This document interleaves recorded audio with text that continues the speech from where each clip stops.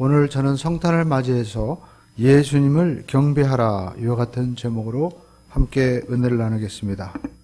해마다 성탄 절기 12월 달이 되면 각 가정마다 한 중순쯤 넘어가면 아이들의 태도가 급변한다고 합니다.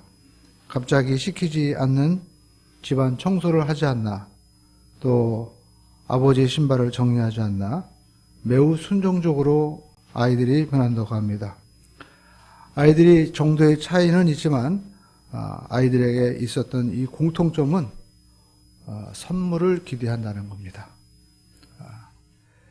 산타가 선물을 가져다 준다는 그 기대감으로 아이들의 태도가 급변하는데, 그들에게 아이들에 있는 공통적인 특징은 믿음입니다. 반드시 선물을 준다. 아이들에게 꼭 선물을 주시기 바랍니다. 그런데 정작 중요한 이 성탄의 의미를 잘 모르고 있습니다. 또 성탄이 어떤 날인지 아이들이 생각하지도 않습니다. 이 크리스마스라는 말은 크리스라는 말과 그리고 마스라는 말이 합쳐진 말이죠.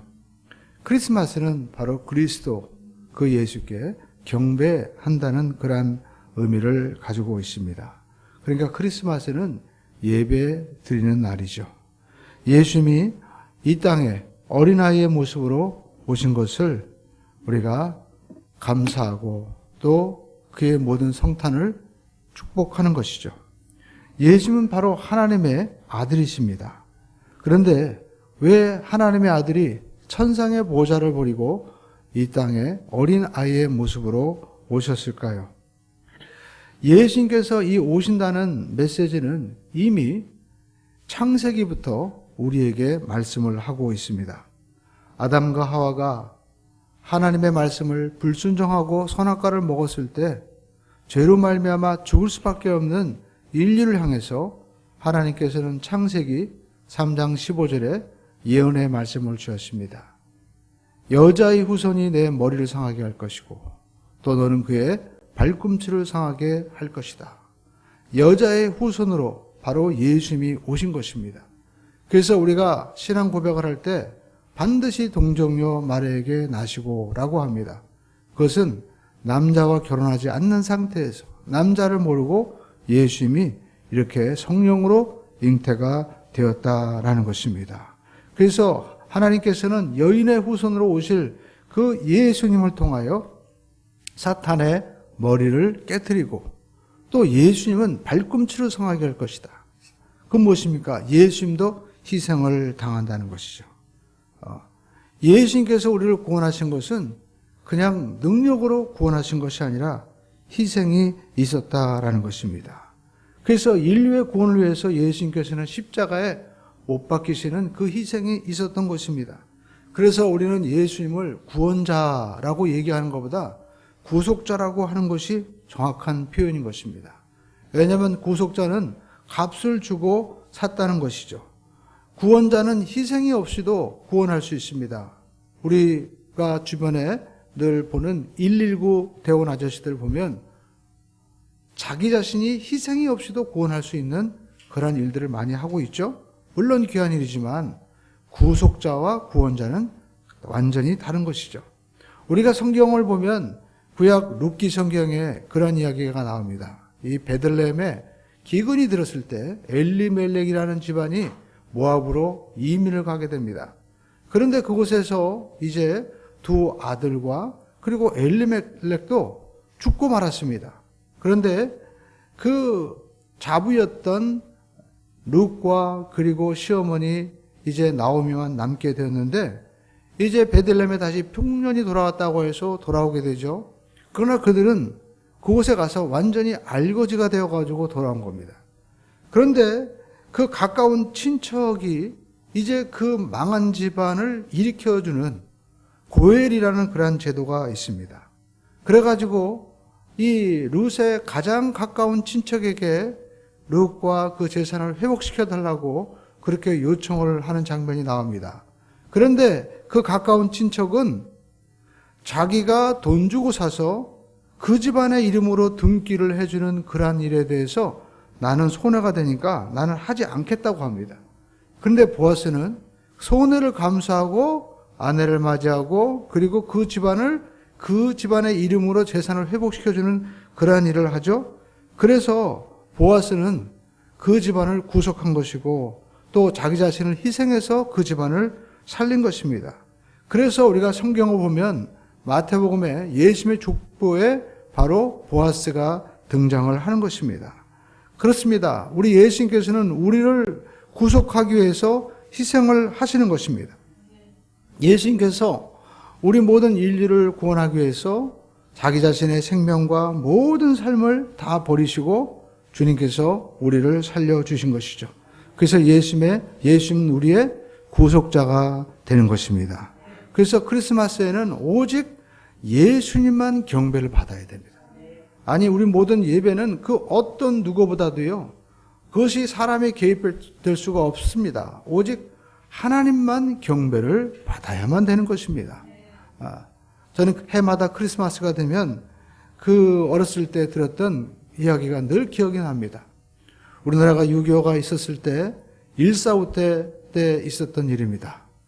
이제 1.45 때 이 모든 군인과 피난민들이 후퇴를 하는데 어느 미군 병사가 후퇴를 하는데 계곡에서 그 추운 이런 영하 20도가 넘는 그런 추운 계곡에서 어디서 울음소리 같은 게 들리는 거예요. 그래서 내가 잘못 들었나. 가다가 차를 멈춰보는데 아이 소리가 들리는 겁니다. 이상하다.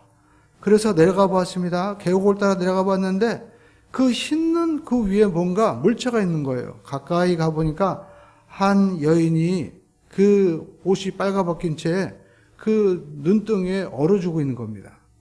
그래서 이게 웬일인가 해서 가까이 보니까 그 여인 밑에 아이가 있었던 겁니다. 여인은 얼어 죽으면서도 그 아이를 안고 죽은 거예요.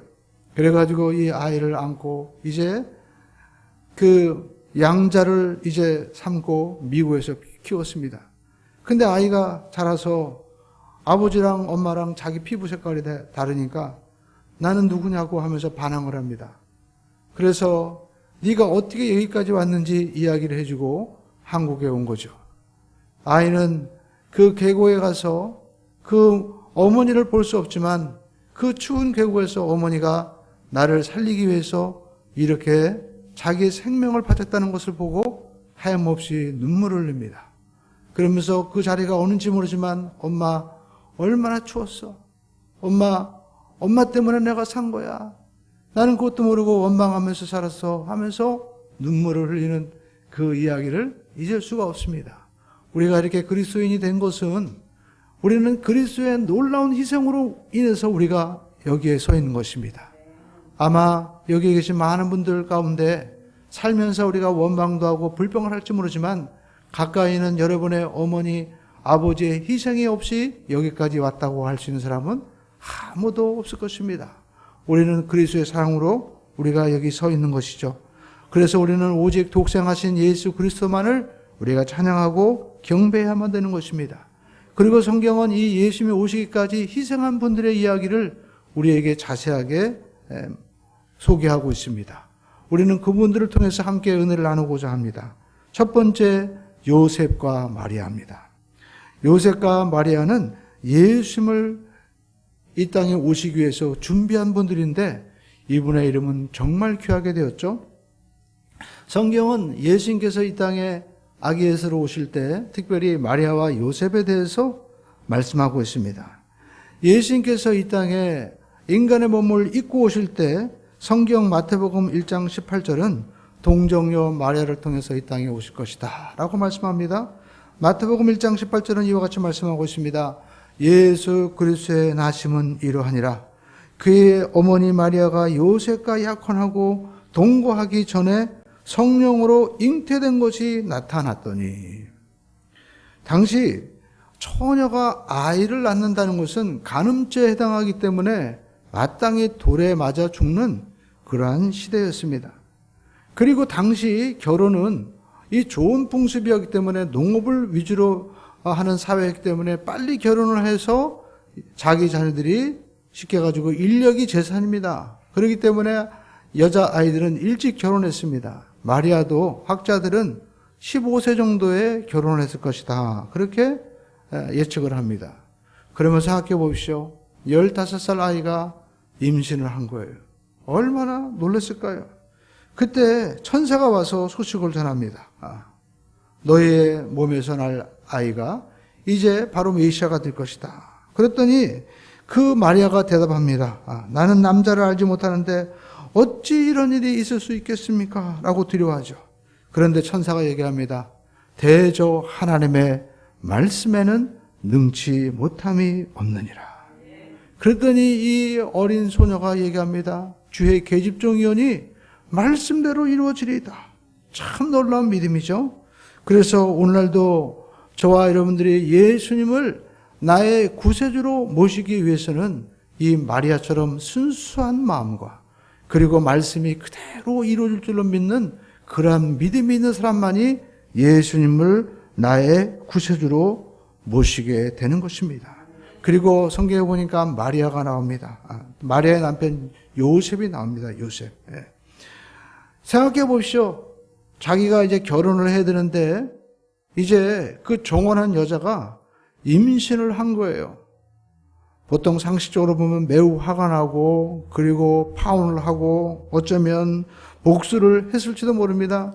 그러나 요셉은 그렇지 않았어요. 드러내지 않고 마리아와 그리고 이 모든 결혼을 조용히 끝내려고 하면서 그의 사랑하는 마리아를 보호하려고 했다라는 것입니다. 참 귀한 인격입니다. 저는 이 모습을 보면서 제 자신이 많이 회개했어요. 나는 이런 면이 전혀 없었거든요. 오히려 아내에게 화를 많이 냈던 기억을 하면서 참 요셉의 신앙을 다시 배워야 되겠다라고 생각했습니다. 그때 천사가 이제 요셉에게 나타나서 그 잉태한 아이가 누구인지 말씀을 해줍니다. 마태복음 1장 19절로 여러분 21절 말씀을 한번 보시기 바랍니다. 그의 남편 요셉은 의로운 사람이라 그를 드러내지 아니하고 가만히 끊고자 하여 이 일을 생각할 때 주의 사자가 현명하여 이르되 다윗의 아들 요셉아 내 아내 마리아 데려오기를 무서워하지 말라. 그에게 잉태된 자는 성령으로 된 것이라. 아들을 낳으리니 이름을 예수라 하라. 이는 그가 자기 백성을 그들의 죄에서 구원할 자이심이라. 이 말씀을 듣고 요셉이 어떻게 행동했습니까? 마리아를 데리고 와서 아이를 낳기까지 보호를 하는 것을 볼 수가 있습니다. 그리고 어느 날 요셉에게 또 천사가 나타난 거예요. 그래가지고 하는 말씀이 이제 애굽으로 피하여 거기에서 머물러라 라고 마태복음 2장 13절에서 15절에 말씀을 하고 있습니다. 제가 읽겠습니다. 그들이 떠난 후에 주의 사자가 요셉에게 현명하여 이르되 헤롯이 아이를 찾아 죽이려 하니 일어나 아기와 그의 어머니를 데리고 애굽으로 피하여 내가 내게 이르기까지 거기 있으라 하시니 14절 말씀 읽겠습니다. 요셉이 일어나서 밤에 헤롯이 죽기까지 거기 있었으니라고 말씀하고 있죠. 여기 보니까 밤에 아기와 라고 말씀하고 있는데 우리가 영어 성경에 보니까 바로 그 밤에 that night 이렇게 말씀하고 있습니다. 그러니까 그 밤에 말씀할 때 그 밤에 바로 떠난 거예요. 여러분 순종은 바로 요셉에게 배워야만 되는 것입니다. 하나님이 말씀하면 생각할 여를도 없이 즉시로 순종하고 갔다라는 것입니다. 그리고 또 요셉이 이 애굽에서 내려 있다가 이제 헤롯이 죽었을 때 또 다시 이제 나사렛으로 오라고 하는 그런 말씀이 성경은 나오고 있습니다. 마태복음 2장 우리가 19절 이하의 말씀이 있죠. 헤롯이 죽은 후에 주의 사자가 애굽에서 요셉에게 현명하여 이르되 20절 말씀 일어나 아기와 그의 어머니를 데리고 이스라엘 땅으로 가라. 어쩌면 요셉은 이 애굽에 내려가서 이민자의 생활하면서 얼마나 힘들었겠습니까? 목수라고 하는 직업은 당시의 기술자였습니다. 그러니까 그곳에서 이제 자리를 잡았어요. 살만했습니다. 그런데 일어나라는 말씀은 여기에 주저앉지 말라는 거예요. 그래서 거기서 또 일어나서 하나님께서 말씀하신 대로 다시 고향으로 돌아오는 것을 볼 수가 있습니다. 그러니까 여러분, 요셉은 정말 그의 삶의 모든 부분을 하나님의 아들 예수님과 그리고 마리아를 위해서 온전히 헌신하고 그리고 말씀에 순종하는 것을 우리가 볼 수가 있습니다. 그리고 예수님의 나이가 이제 12살 이후가 되었을 때는 성경에는 요셉에 대한 기록은 전혀 없어요. 그래서 교회사에서 보면 요셉에 대한 왜곡된 이야기가 많이 나옵니다. 특히 천주교에 보면 우리가 성모 마리아를 이렇게 경배하다 보니까 외경에 보면 원래 요셉은 나이가 많았다. 그래가지고 원래 요셉은 자녀가 있었는데 마리아를 데리고 왔다. 그렇게 이야기하면서 마리아는 영원히 동정녀다. 그렇게 소개하기도 합니다. 그런데 성경 속에 보면 그렇지 않은 것을 볼 수가 있습니다. 요셉은 신실한 믿음을 가지고 천사가 전한 소식을 듣고 또 예수를 지킨 믿음의 사람이었으며 또 성경에 보면 나중에 요셉과 그리고 또 마리아를 통해서 자녀들의 이야기가 나오죠. 그러면 만약에 먼저 결혼했다면 나이 차이가 많았을 거 아니에요. 그러면 그 편차를 어떻게 극복하겠어요? 그러니까 우리는 성경을 신앙생활할 때 이 정경인 성경을 중심으로 믿어야지 우리가 좀 더 많이 알겠다고 외경이나 우리가 다른 것을 통해서 자꾸만 첨가하면 이 복음이 변질된다라는 것입니다. 그러니까 우리가 음식에도 레시피가 있잖아요. 그대로 해야지 그걸 자꾸만 바꾸면 음식점이 나중에는 망해요. 그러니까 성경의 말씀도 우리가 신앙도 성경의 말씀을 기준으로만 우리가 나가야지 어떤 자신의 자의적인 해석이나 그리고 어떤 누구를 합리화하기 위해서 이렇게 갖다 붙이고 빼서는 안 된다라는 것입니다. 오늘날도 여러분 요셉과 같은 분들이 교회를 지키는 것입니다. 예수님의 탄생을 이어가는 거예요. 비록 요셉처럼 직분이었고 그리고 세상에서 유명하지 않고 나중에 이렇게 성경의 기록에서 나타나지 않아도 이렇게 요셉과 같은 신실한 믿음의 사람들이 교회 공동체를 지키고 예수님의 이 탄생을 영원히 기념하고 지켜나가는 그러한 사람이다라는 것입니다. 오늘 저와 여러분들이 세상에서는 알아주지 않는다 하더라도 하나님께서는 저와 여러분들을 보실 때 요셉과 같이 보는 것입니다. 그리고 성경 우리가 보면 세상은 지금이나 예나 똑같습니다. 세상은 사람들이 하는 일은 언제나 바벨탑을 쌓는 거예요. 자기들이 높이 올라가려고 하고 또 자기 자신들의 힘을 과시하려고 하는 것입니다.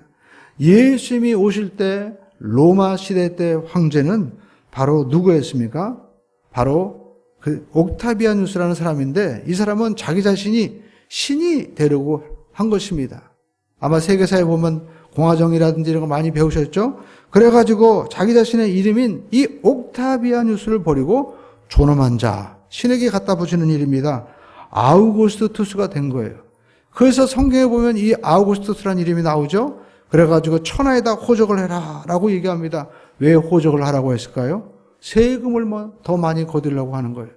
더 많이 걷어서 더 로마를 영화롭게 자기 자신의 모든 그 지위를 화려하게 해서 영광을 얻으려고 했던 것입니다. 오늘날도 마찬가지입니다. 많은 사람들은 누구보다도 내가 더 많이, 더 높이 올라가려고 하는 것입니다. 그런데 예수님께서는 이 하늘의 천상 보좌를 버리시고 인간의 몸을 입고 황실의 요람이 아닌 말구유. 우리나라의 말구유는 나무로 되어 있지만 이스라엘은 돌입니다. 이 돌로 된 말구유에 예수님께서 누우신 거예요. 그래서 당시 로마 사람들이나 이런 사람들은 십자가는 수치스럽고 그리고 말구유에 놓이신 예수를 나사렛에서 무슨 선한 것이 나오겠냐 하면서 천시했습니다. 그러나 믿는 성도들에게는 이 예수님의 성육신이야말로 가장 귀한 것이고 영광이고 기쁨인 것입니다. 이것이 바로 성육신의 신비고 복음의 비밀인 것이죠. 요한복음 1장 12절에 보니까 11절에 말씀하고 있습니다. 우리가 그의 영광을 보니 독생자의 영광이요 그리고 은혜와 진리가 충만하더라라고 말씀하고 있습니다. 그래서 이 아기 예수를 마리아가 노래하는 장면이 성경 누가복음에서 소개되고 있습니다. 누가복음 1장 46절입니다. 마리아가 이르되 내 영혼이 주를 찬양하며 내 마음이 하나님 내 구주를 기뻐하였음은 그의 여정의 비천함을 돌아보셨습니다. 보라 이제 오르는 만세 나를 복이 있다 일컬으리라. 마리아가 예수를 잉태함으로 말미암아 이렇게 놀라운 고백을 하는 것처럼 저와 여러분들은 만세 복 있는 그러한 사람이 되는 것입니다. 예수를 나의 구주로 고백하는 자에게 이와 같은 복음의 역사가 일어나는 겁니다. 여러분, 마리아와 요셉이 그 어린 아기 예수가 나중에 폭풍우를 잠잠케 하고 눈먼 자를 뜨게 하고 죽은 자를 살리고 그리고 오병이어를 가지고 수많은 사람을 먹이는 그리고 온 인류에서 십자가에서 못 박혀 죽음으로 생명을 구하는 영생의 길을 열 줄 알았겠습니까? 그러나 그들은 행복했습니다. 왜냐하면 아기 예수를 통해서 바로 메시아 하나님 그 얼굴을 볼 수 있었기 때문인 것입니다. 오늘날도 마찬가지입니다. 여러분, 이 보잘것없는 이 연약한 이 세상에서 우리가 아기 예수의 이 교회를 통해서 주님이 주시는 말씀을 통해서 우리는 하나님을 볼 수 있고 하나님의 마음을 알 수 있는 것입니다. 이렇게 예수를 통해서 우리가 하나님의 영광을 보는 것처럼 우리가 말씀을 통해서 하나님을 체험하는 그러한 복된 성도가 되시기를 주님의 이름으로 축원을 드립니다. 그리고 성경에 보면 동방박사가 나옵니다. 우리 한번 따라하겠습니다. 예수를 경배하면 성령님이 인도해 주십니다. 인생은 보이는 길과 보이지 않는 길이 있는 것입니다. 이렇게 보이지 않는 길, 영적인 길이죠. 우리가 자동차를 타고 가면 내비게이션이 있습니다. 도로로 인도하지만 여러분, 여러분의 삶의 인생길은 누가 인도해 주는 것입니까? 성경은 예수님을 경배하는 자에게 하나님께서 인도해 주심을 우리에게 보여주고 있습니다. 그 대표적인 예가 오늘 바로 동방박사들이죠. 마태복음 2장 1절 말씀입니다. 헤롯 왕 때 예수께서 유대 베들레헴에 나심에 동방으로부터 박사들이 예루살렘에 이르며 말하되 유대인으로 나신 왕이 어디냐? 나신 이가 어디 계시냐? 우리가 동방에서 그의 별을 보고 그에게 경배하러 왔노라. 별을 보고 왔다는 것입니다. 그렇습니다. 하나님께서 별을 통해서, 별빛을 통해서 그 박사들을 아기 예수께 경배하도록 인도해 주었다라는 것입니다. 당시 헤롯 왕이 이제 동방 박사들이 와서 유대인으로 왕으로 나신 이가 어디냐 했을 때 깜짝 놀랐습니다. 그러면서 뭐라고 합니까? 자기도 경배하겠다고 하면서 경배하면 아기 예수가 어디 있는지 가르쳐 달라고 얘기합니다. 그리고 박사들이 아기 예수를 경배하고 이제 순수한 마음으로 헤롯도 경배하겠지 하면서 왕궁으로 가려고 할 때 성경은 천사가 나서 그들을 막았다고 말씀하고 있습니다. 마태복음 2장 12절의 말씀입니다. 읽겠습니다. 그들은 꿈에 헤롯에게로 돌아가지 말라. 지하심을 받고 다른 길로 고국에 돌아가니라. 생각해 보십시오. 만약 그들이 헤롯에게 갔다면 그들도 죽었을지 모릅니다. 헤롯은 예수님이 왕이 된다고 하니까 나 외에 누가 또 왕이 돼야 돼 하면서 겉으로는 경배한다고 하지만 죽이려고 했다라는 것입니다. 오늘도 마찬가지입니다. 내가 왕이고 내가 최고라고 생각하는 사람은 예수님에 대해서 굉장히 좋게 말할지 모르지만 속마음은 예수님을 거부하고 아니 예수님을 핍박하고 예수님을 죽이려고 하는 것입니다. 그러니까 여러분 세계 독재자라든지 이런 나라들 보십시오. 반드시 누구를 핍박합니까? 예수님을 믿는 교회를 핍박합니다. 왜냐하면 내가 왕인데 나 외에 누가 또 왕이야? 거부하는 것입니다. 여러분 사람이 아무리 좋은 정권과 그리고 제도를 만든다 할지라도 우리는 이 모든 것들을 지으신 만왕의 왕 하나님 앞에 겸손할 수 있어야만 되는 것입니다. 그래야만이 하나님이 지켜주시는 것이죠. 이렇게 동방박사를 죽이려고 했지만 하나님께서 막으시는 거예요. 그래서 그들의 생명을 보호하시고 본국으로 갈 수 있도록 인도해 주셨다라는 것입니다. 하나님께서 그들의 형편과 처지를 알고 가장 좋은 길로 인도해 주시는 거예요. 우리는 과거도 알고 또 현재 상황도 우리가 압니다. 그러나 그 누구도 미래는 예측할 수 없는 거예요. 그러나 하나님께서는 나는 처음과 나중이라고 말씀합니다. 하나님은 우리의 모든 미래를 이미 알고 준비해 주시는 여호와 일의 하나님이신 것입니다. 그래서 세상이 죄악으로 가득 찰 때 노아에게 하나님께서 방주를 만들어라 라고 말씀하시고 그 심판에서 노아와 그의 가족들을 보호해 주시고 그들을 통해서 새로운 시대를 열어주신 것입니다. 오늘날도 마찬가지입니다. 죄악으로 가득한 이 세상에서 하나님께서는 죄와 고통에서 구원할 방주를 노아를 통해서 준비하신 것처럼 하나님을 경배하는 자에게 하나님께서 구원의 길을 열어주시는 것입니다. 이 방주인 교회를 통해서 말씀을 주시고 우리가 살 수 있는 또 우리가 하나님의 은혜 가운데 갈 수 있는 길을 주님이 열어주시는 것입니다. 그러므로 저와 여러분들이 동방박사와 같이 주님을 경배함으로 하나님의 인도를 받는 복된 인생이 되기를 주님의 이름으로 축원을 드립니다. 그리고 세 번째 우리가 성경에서 볼 수 있는 것은 바로 목자들입니다. 우리 함께 따라하겠습니다. 예수님을 경배하는 자에게 기쁨을 줍니다. 아이들은요, 젖만 주면 행복해합니다. 저희 집에도 고양이가 한 마리 있는데 그 고양이는 다른 거 다 필요 없습니다. 그냥 먹는 것만 많이 주면요, 행복해하는 거예요. 그래서 오늘 메리 크리스마스 이렇게 얘기하면서 제가 아침에 사료를 한 번 주는데 오늘은 2번 줬어요. 근데 좋다고 또 먹더라고요. 예. 아이들은 이제 먹는 거 좋아하다가 조금 크면 장난감을 좋아합니다. 그리고 10대가 되면 친구를 좋아하고요. 또 20대가 되면 이성에 불이 붙습니다. 30대, 40대는 누구보다도 자기가 더 많이 가지려고 성공에 몸부림치죠.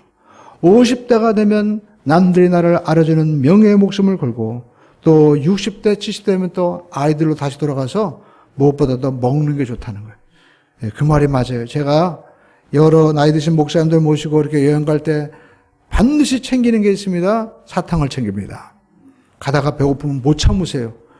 저렇게 인격적으로 훌륭한 분이 왜 그럴까? 아마 당 떨어진다고 얘기하죠? 맞는 것 같아요. 예, 배고프면 못 참아 하십니다.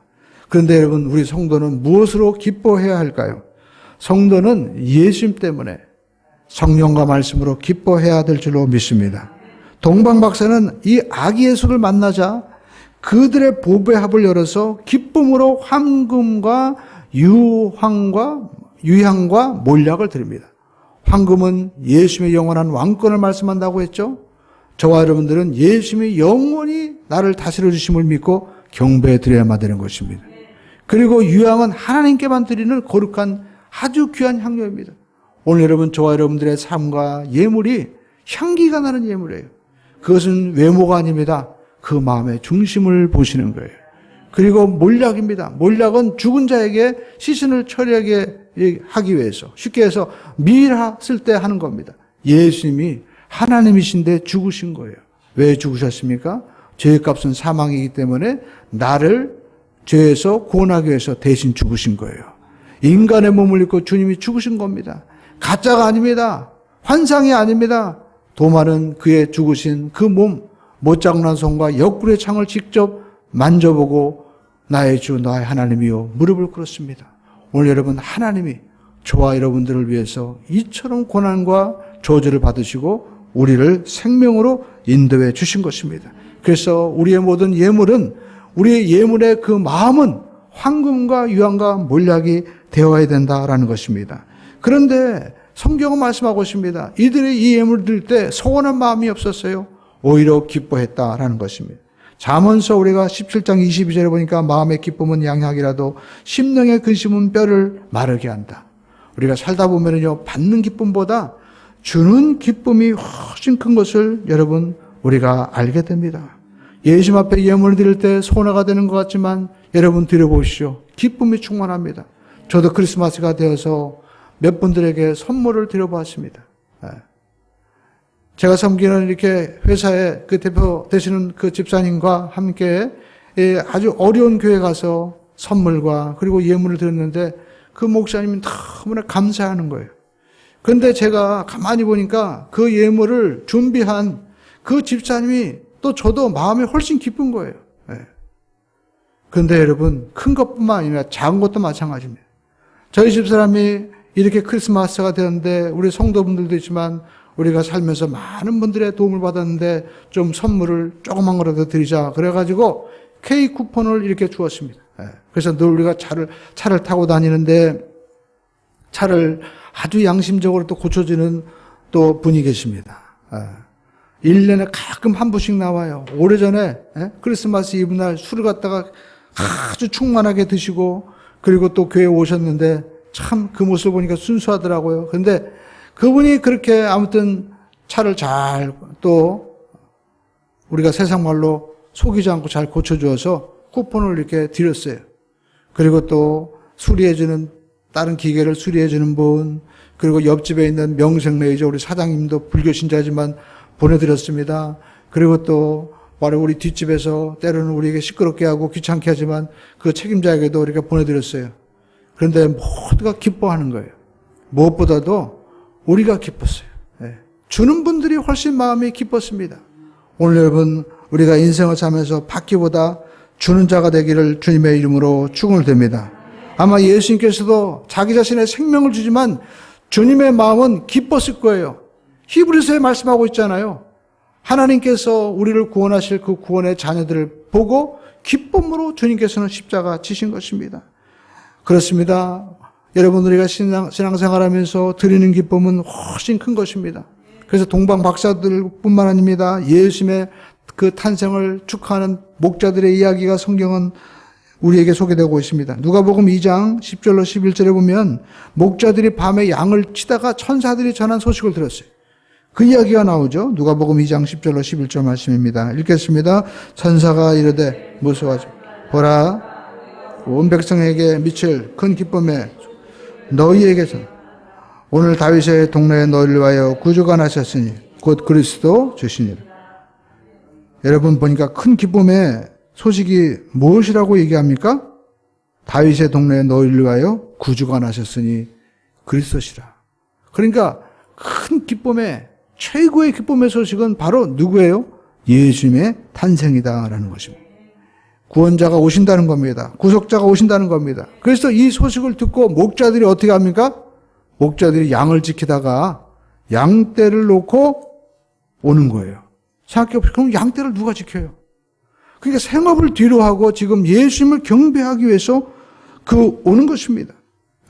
그리고 천사가 전한 소식을 전했습니다. 그리고 목자들이 예수님을 경배하고 돌아갔을 때 돌아가는 모습을 성경은 또 말씀하고 있습니다. 누가복음 2장 20절 말씀입니다. 읽겠습니다. 목자들은 자기에게 이르던 바와 같이 듣고 본 그 모든 것으로 인하여 하나님께 영광을 돌리고 찬송하며 찬송하며 들어갔다는 거예요. 아기 예수를 보고 하나님께 영광을 돌리고 하나님을 찬송하며 그들은 돌아갔다라는 것입니다. 여러분 예수님을 만나면 이처럼 찬송이 나오고 기쁨이 오는 거예요. 그러니까 우리가 예배를 드릴 때 정말 예수님을 만나면 우리 삶 가운데 기쁨이 다가오게 되는 것입니다. 똑같은 길을 가는데도 이 길이 그렇게 아름다운 길이 되는 거예요. 저는 개인적으로 저희 교회에서 저기 길까지 돌아오는데 한 1km도 되잖아요. 그런데 아무것도 없는 그 외길이 밤에 깜깜한데 어떤 마음이 드냐면 하나님께서 나를 위해서 이렇게 다 아주 좋은 길 전용도로로 만들어 주셨구나 라고 생각하니까 그 길이 외로운 길이 아니라 오히려 기쁨의 길이 되더라고요. 오늘 저와 여러분들이 예수님을 경배하면 이처럼 주님께서 기쁨을 주십니다. 어떤 목사님은 자기가 회개하고 그 기쁨을 소개하는데 그 아침에 깔려있는 그 안개에 덮여있는 아스팔트가 마치 진주처럼 반짝반짝반짝하게 빛나더라는 거예요. 그렇게 마음 가운데 원망과 탄식과 산동네에 살고 그리고 아버지가 전쟁에서 돌아온 후유증으로 인해서 늘 술 잡수시고 엄마 때리고 그런 아픔과 상처가 있었는데 그 예수를 만나니까 그 아버지가 용서가 되고 그리고 어머니를 기도하게 되고 자기 인생이 그렇게 아름다워 보이더라는 거예요. 예수님을 만나면 경배하면 우리 삶 가운데 세상이 줄 수 없는 그러한 기쁨이 다가오게 되는 것입니다. 오늘 여러분 예수님을 경배해야 됩니다. 예수님께서는 나의 죄를 대신해서 대신 죽어주신 구속자이신 것입니다. 예수님께서 죽으심으로 나를 사망에서 생명으로 바꿔주신 거예요. 절망과 저주에서 주님께서는 희망으로 바꿔주시고 또 질병에서 건강으로 바꿔주셨습니다. 예수님께서 우리의 삶 가운데 오심으로 말미암아 우리에게 진리의 길, 공의의 길을 인도하시고 가르쳐 주신 거예요. 무엇보다도 완악한 마음, 그리고 또 마음 가운데 상처 있는 마음에 은혜를 주셨습니다. 너그러워지게 되고 감사하게 되고, 그리고 우리가 나눠줄 수 있는 복된 마음으로 주님께서 바꾸어 주셨어요. 이 예수님을 찬양하고 경배를 드립니다. 이 성령이 주시는 기쁨으로 여러분 이 성찬을 복되고 아름답게 여러분 하나님 앞에 영광을 돌리시기를 주님의 이름으로 축원을 드립니다. 기도하겠습니다.